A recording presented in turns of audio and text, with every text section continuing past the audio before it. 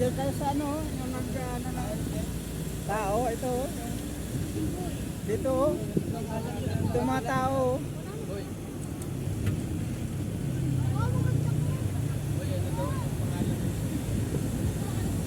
Bunghuan.